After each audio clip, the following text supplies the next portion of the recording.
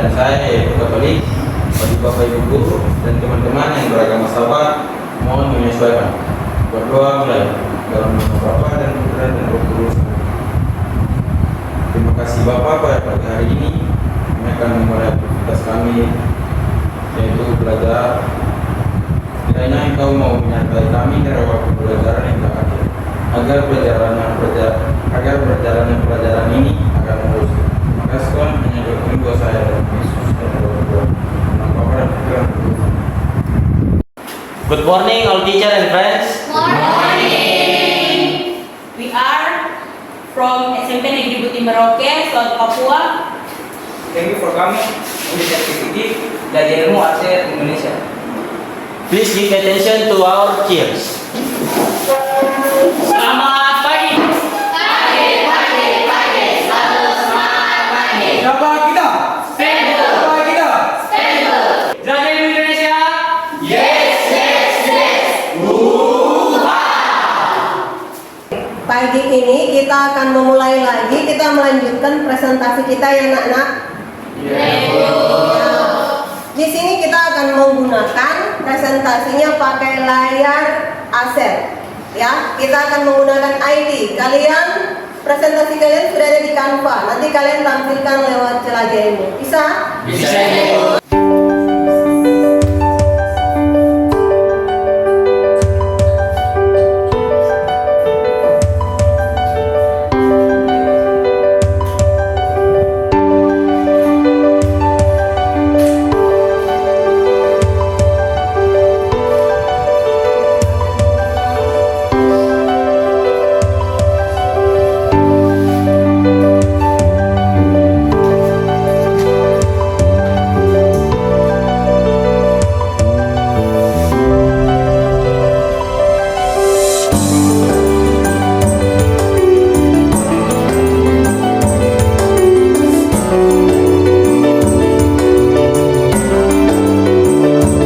Oke, Ibu periksa tugas kalian dulu di kelompok masing-masing ya. Oke, di kelompok sini. Tugas IPS-nya. Oke, coba ke sana. Oke, tahap faktual, konseptual lengkap ya. Oke. Oke, kelompok 2 bagaimana? Minggu dan teman-teman. Coba buka Ani Prakarya ya. Videonya sudah lengkap ya. Oke, pakai Canva ya. Oke, mantap. Ani matematika. Coba lihat. Oke. Nanti rumusnya ditambah ya. Oke, terima kasih. Selanjutnya kita akan lihat teman kita presentasi pakai layar ASER ya. Ya, Ibu. Kalian punya tugas presentasinya. Silahkan maju ke depan. Yang pertama. Selamat pagi Bapak Ibu guru dan teman-teman. Di sini saya Rachel dan Marvin ingin mempresentasikan pelajaran IPS tahap faktual dengan tema kearifan lokal, subtema budaya Papua.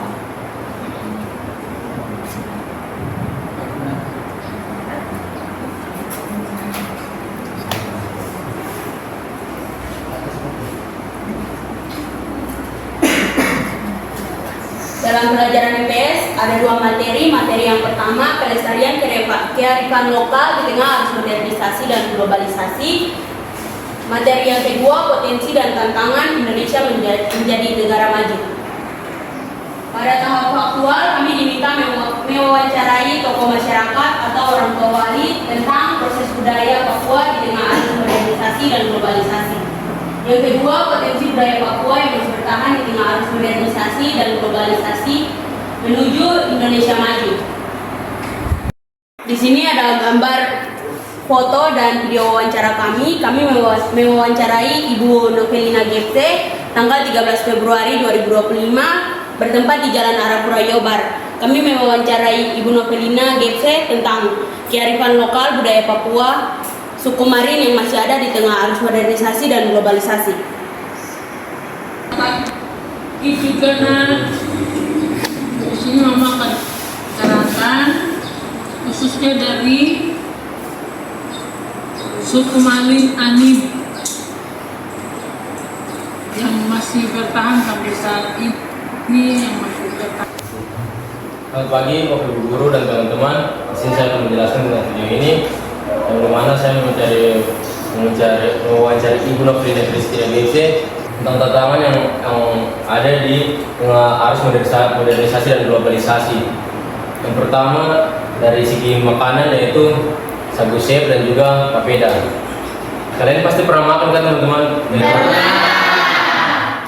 Selanjutnya tarian. Dari tarian yaitu tarian garsif. Kalau dari pakaian adat masih ada sampai sekarang. Sedangkan yang bertentangan dengan arus modernisasi dan globalisasi yaitu rumah adat yang berangsur-angsur sedikit demi sedikit. Sekian dari ini saja presentasi dari saya.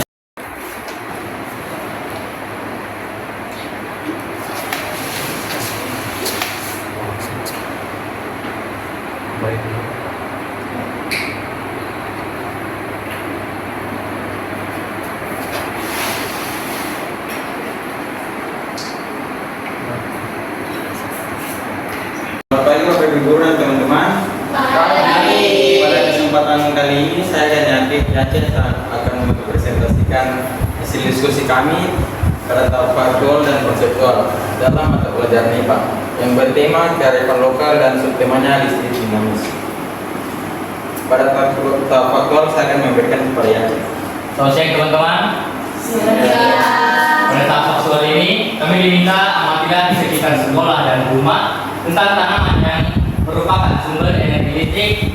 Nomor 2, dokumentasikan tanaman yang kalian amati dalam bentuk foto. Di sini kami menjawabnya dengan jawaban nomor 1, buah dari pohon jeruk yang merupakan sumber energi listrik yaitu jeruk nipis. Lalu buah dari pohon jeruk yang merupakan sumber energi listrik. Mengapa jeruk nipis bisa menghasilkan energi listrik? Sini ada penjelasannya, yaitu jeruk nipis seperti hanya sebuah baterai yang mengandung asam yang bersifat elektrolit yang dapat menghasilkan listrik ketika reaksi kimia antara asam pada jeruk nipis dan lempengan-lempengan berlangsung. Pada saat itulah energi listrik dapat dihasilkan. Pada tahap konseptual kami diminta untuk mencari tentang yang pertama pengertian listrik dinamis dan yang kedua contoh-contoh penerapan listrik dinamis dalam kehidupan sehari-hari dan yang ketiga sumber-sumber energi listrik alternatif.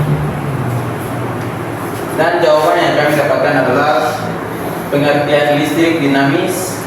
Listrik dinamis adalah suatu kondisi atau fenomena listrik yang mengikut sertakan arus listrik secara terus-menerus dan berubah sepanjang waktu.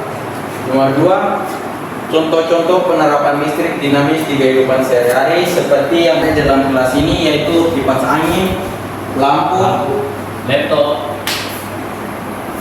dan lain-lain. Di sini ada contoh dari sumber-sumber energi listrik alternatif yang bisa kita temui di dekat kita ataupun di kehidupan sehari-hari. Yang pertama ada panel surya, dan yang kedua ada kincir angin, dan yang ketiga ada kincir air. Ya, demikian presentasi mapel IPA dari kami berdua. Selamat siang, dan selanjutnya mapel berikutnya.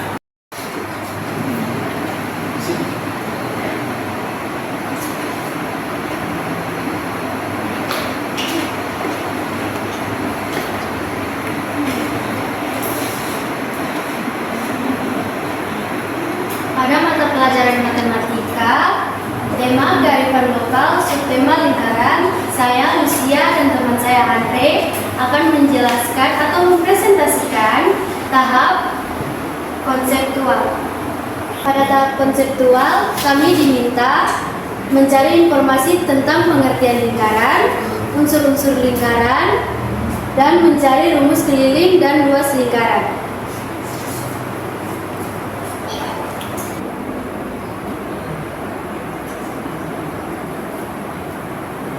Yang pertama titik pusat lingkaran.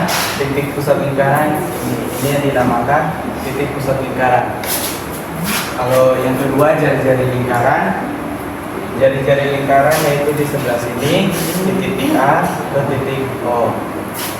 Itu yang ketiga diameter. Diameter itu ke titik A dan ke titik B. Selanjutnya kita mencari rumus keliling dan luas lingkaran. Rumus luas lingkaran, rumusnya adalah pi r kuadrat. Yang kedua keliling lingkaran, rumusnya 2πr. Sekian presentasi dari kita. Selanjutnya kami mempersilakan kepada presentasi mata pelajaran berikutnya. Good morning our teachers and friends. Today I will explain the text of the Fatwa with theme vocal wisdom and sub-theme narrative text. Before that, let me introduce ourselves. My name is Erick Mehdi Palinggung. My name is Artis Sujalatana. Fatwa. Observe the learning video with your group, then answer the following questions. Number 1, what is the title of the story? The title of the story is the Unhappy Cendrawasih. Number 2, who are the characters of the story? Mr. Greenberg, Mr. Brownberg, Mrs. Brownberg, and the God of the Jungle.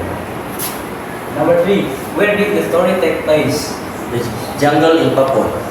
Number 4, what is the moral value of the story?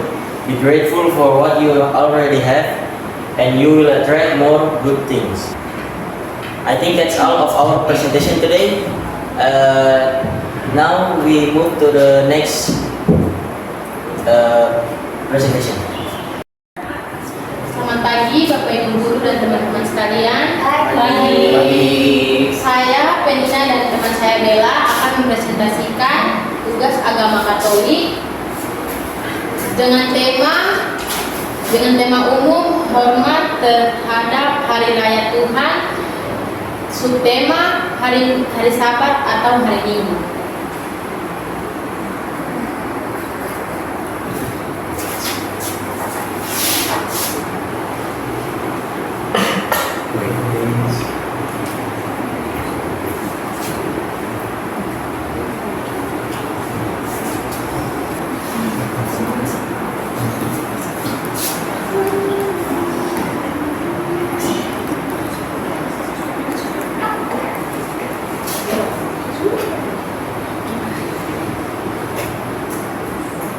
Di tahap faktual, kami diminta untuk mengamati perayaan dari pembukaan sampai penutup.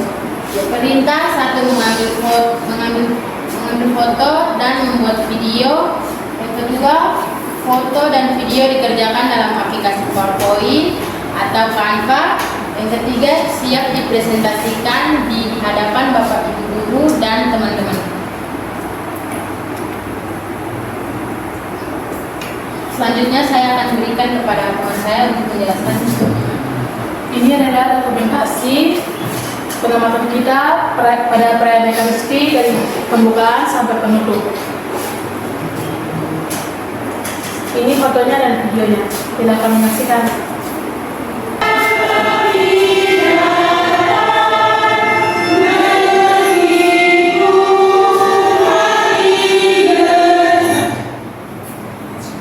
Dalam perayaan misa Jalan Salib.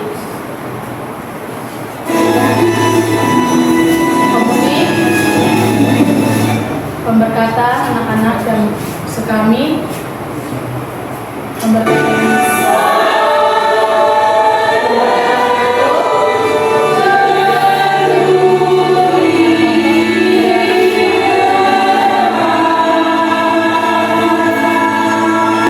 Sekian presentasi dari kami.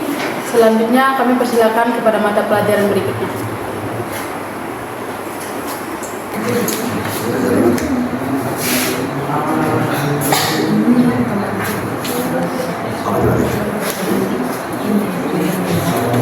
Selamat pagi Bapak Ibu Guru dan teman-teman. Pagi. Di sini kami berempat akan menjelaskan tentang tematik bahasa Indonesia Prakarya dan Informatika dengan tema kearifan lokal, subtemanya kreatif membuat laporan hasil observasi. Pada tahap Papua, kami diminta dapat membuat video atau konten tentang alat dan bahan tentang kearifan, khususnya membuat kerajinan mahkota khas Papua. Yang kedua, peserta didik membuat video tentang cara kalian mendiskusikan alat dan bahan yang disiapkan. Yang ketiga, peserta didik dapat membuat video singkat. Poin pertama, di sini ada video alat dan bahan untuk membuat kerajinan mahkota khas Papua.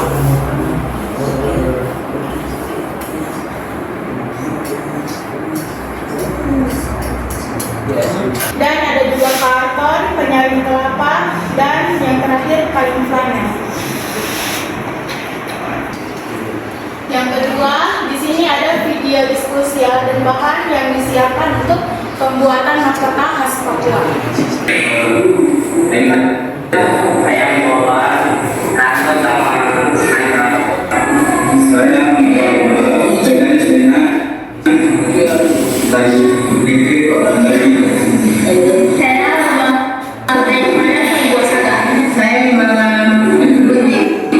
Untuk video yang terakhir, yang nomor 3, adalah video tentang penemuan alat dan bahan untuk pembuatan mahkota khas Papua.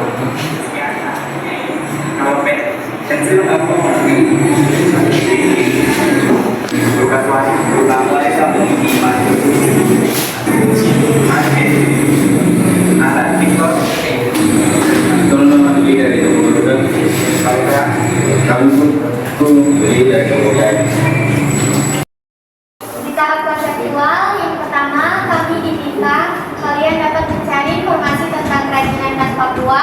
Yang kedua, alat dan bahan apa saja yang digunakan. Kerajinan khas Papua meliputi canglat, noken, dan mahkota khas Papua. Kerajinan khas Papua yang kami pilih adalah mahkota.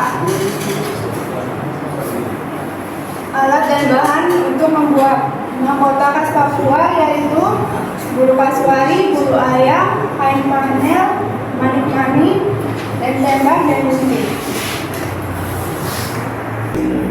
Sekian presentasi dari kami. Terima kasih. Oke, terima kasih anak-anak untuk presentasi hari ini. Kalian hebat ya. Hebat ini enggak? Hebat. Tepuk tangan untuk kita semua. Untuk pelajaran hari ini selesai. Terima kasih. Selamat pagi. Selamat siang, perkenalkan nama saya Pelina Petronella Dortea Pintubun. Saya merasa sangat senang karena ada alat cerdas ini yang membantu saya mempermudahkan pembelajaran. Terima kasih. I'm very happy this school because I can make research Indonesia the learning process that I do. Thank you.